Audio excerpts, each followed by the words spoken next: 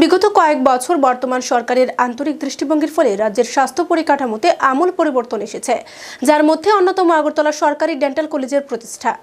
সোমবার রবীন্দ্র শতবার্ষিকী ভবনে ডেন্টাল কলেজের প্রথম প্রতিষ্ঠা দিবস সমারোহে উদযাপন করা হয়।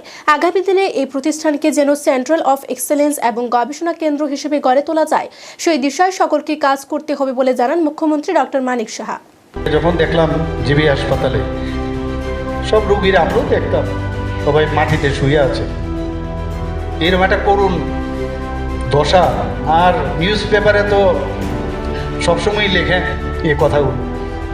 ঠিক আছে, পজিশনের সদ্ব্যবহার করলাম, বললাম না মাটিতে যেন না শরীর চেষ্টা কিচ্ছু না, যে না চেষ্টা করি। তো সাথে সাথে ভাঙা, এদিকে রেনোভেশন ইত্যাদি করে মাত্র 727টি আমাদের আসন সংখ্যা ছিল এজেন্সির মধ্যে, এখন সেটা 1413টা করা হয়েছে, 1413, মানে বলা গেলে প্রায় ডাবল।